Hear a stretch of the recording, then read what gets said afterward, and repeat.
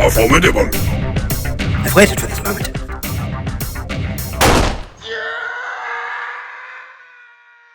Welcome to the motherfucking lady. We're covering today's top boxing news. There seems to be a little bit of buzz surrounding her versus Michaela. Mm-hmm. Your thoughts on that? You know Michaela quite well? Yeah, I do. I actually heard about that. Honestly, my opinion is Michaela Mayer would beat Clarissa Shields. Wow. Yes. Does the weight matter? I never would say weight matters. Okay. I think skills matter. You think she is more skillful than Clarissa? Absolutely. Really? Yes. Clarissa, arguably pound for pound number one. I mean, baby, that's the list we was just talking about. I know, okay. That's the list we was talking about. But the resume does back it up, right? The resume backs it up. And come on, we have to talk about the skill set. Okay, tell me. Why do you think so? We got to talk about the skill set. We have to talk about the grit. We have to talk about the experience when we talk about a fighter, right? Michaela Mayer, when her and I fought in London, amazing fight. Incredible. Let me put this out there. We sold that show. Mm-hmm. Nobody was tuning in for Clarissa Shields and Savannah Marshall. It was Alicia Baumgardner and Michaela Mayer. That sold that show at the O2 Arena.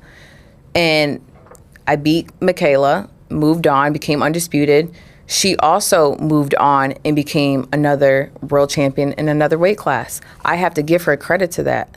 I have to give her credit on bouncing back from a loss because I've took a loss early in my career. So I know where her mindset is when it comes to losing. Losing could be everything. And then coming back and becoming a world champion and pivoting differently in your career. So I know that has to do something to character change. Clarissa thinks she's the best in the world. She truly believes that. I don't think she is. I think she's the most accomplished, but I don't think she's the best. Okay. And I believe that Michaela Mayer has the skills to beat Clarissa Shields due to her experience in boxing, her loss, and her character building. Do you feel like Clarissa isn't fighting top-tier talent at this point, and that's part of the problem as well when you're not challenging yourself?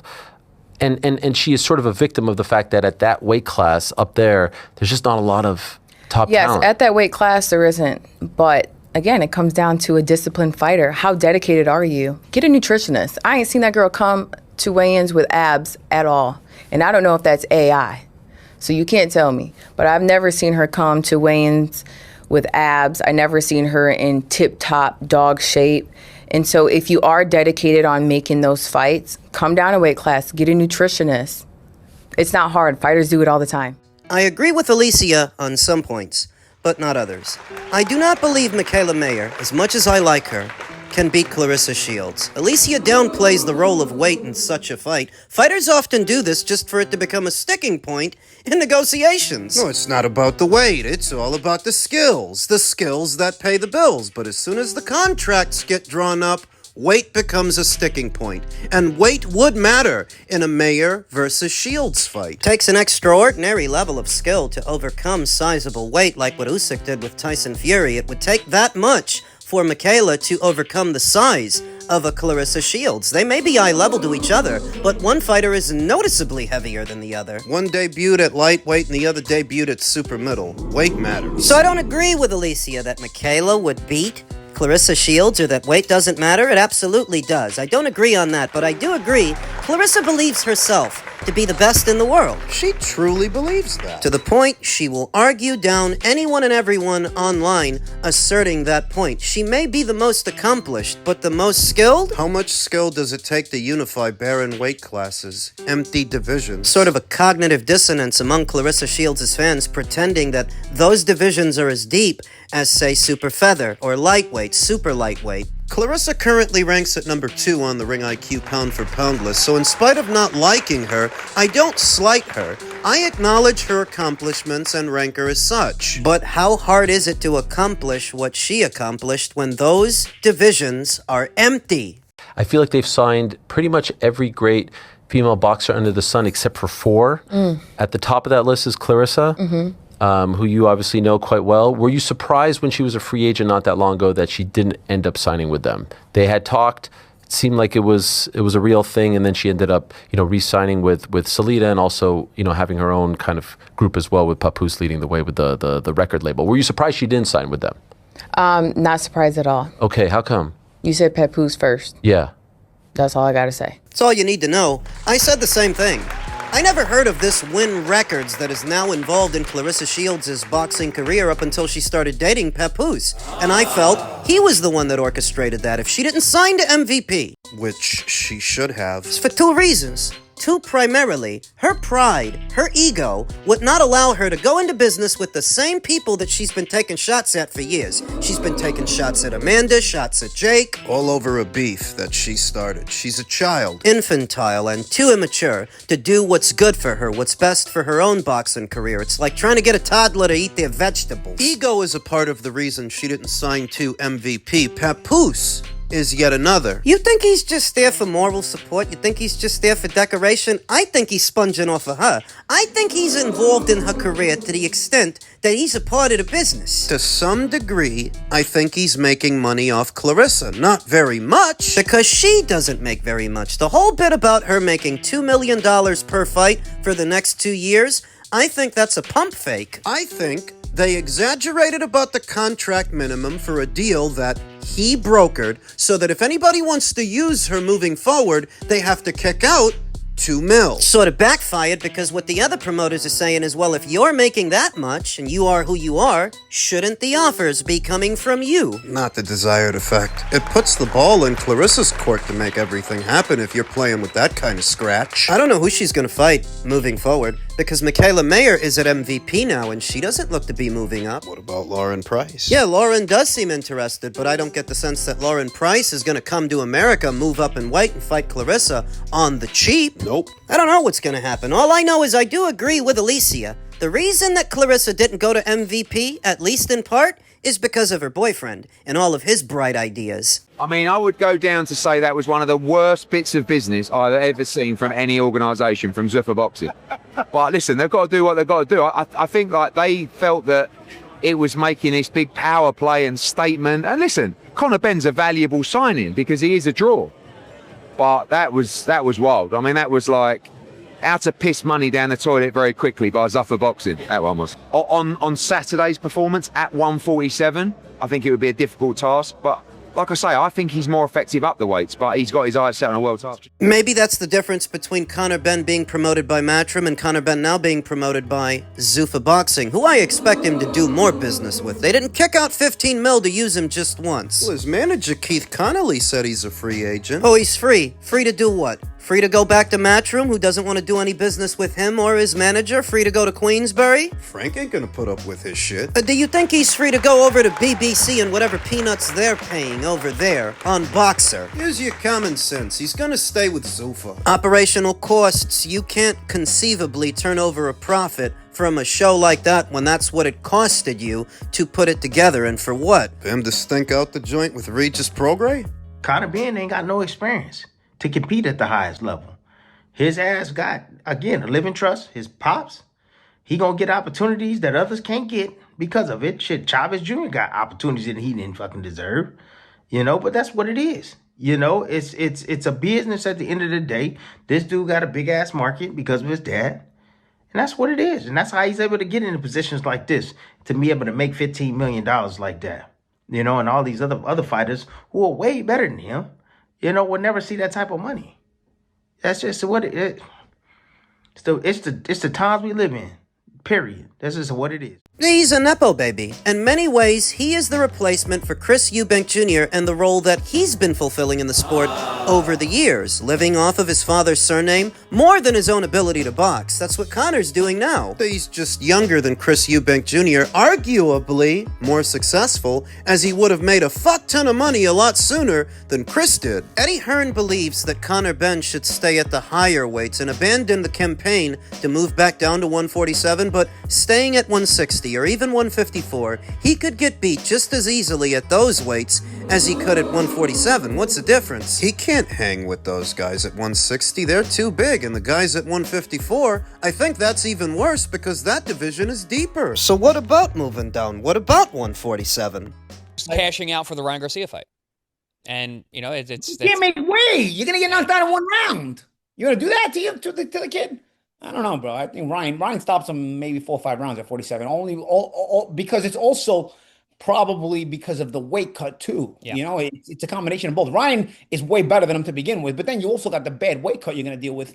I don't know, bro. That doesn't sound like a good recipe for me, in my opinion, for Conor. I don't know if that's the right fight for him. Paulie, there is no right fight for Conor. There's no right fight for him that is also a high-profile fight that pays out a lot of money, anywhere in between 147 and 160. If it's about getting a big bag to fight a somebody, then he's gotta lose. That's the gist of it. You can't look at Conor Benn's boxing career through the same lens as a Shakur Stevenson or a Devin Haney and Abdullah Mason, because you expect a lot out of them. They have a higher ceiling than he does. He has to go about things differently. This is why I say it wasn't wrong for him to take the money, it was just how he went about it. Conor Benn is not the fighter who could get at that kind of money through conventional means. $15 million for a single fight. It's like what I say about Tommy Fury leaving traditional boxing for influencer boxing. There was no way for Tommy Fury to get at multi-million-dollar purses doing things the old-fashioned way, the conventional way, but being an influencer, he's getting at money that he never would have got. Going the conventional route,